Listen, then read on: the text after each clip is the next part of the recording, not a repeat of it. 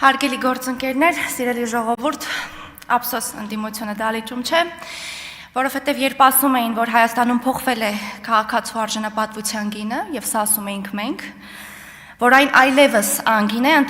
ընդդիմադիր շրջանակները դա լուրջ չընդունեցին։ Այնքան լուրջ չընդունեցին, որ իրենց հաջողության բանաձևը որոշեցին փնտրել Հայաստանից դուրս այս անգամ էլ,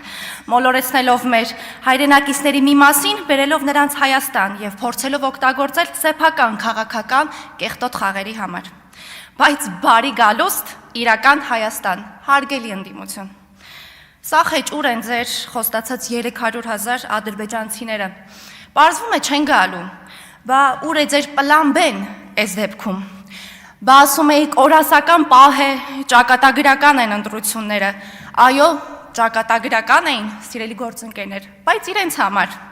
ճակատագրական էին իրենց անձնական շահերի, իրենց երբեմն անհայտ, երբեմն էլ հայտնի ծագում ունեցող ունեցվածքի եւ իրենց քաղաքական գոյությունը պահպանելու համար էին ճակատագրական։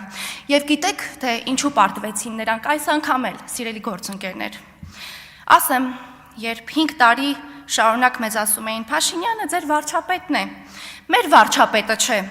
Դրանով բնավ կասկածի տակ չէին դնում Հայաստանի Հանրապետության վարչապետի ստացած մանդատի լեգիտիմությունը։ Նրանք չէին հավատում այն քաղաքացիներին, որոնց վստահության քվե էին տվել այդ նույն վարչապետին։ Նրանք չէին հավատում, որ այդ մարդիկ էլ են իրական, ու նրանք անկաշառ են, չեք հավատա, բայց անկաշառ էին այդ իրական մարդիկ։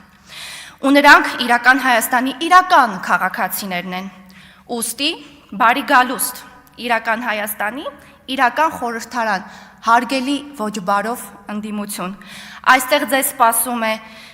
այն, ինչից դուք ամենաշատն եք վախենում եւ խուսափում՝ իրականությունը։ Շնորհակալություն։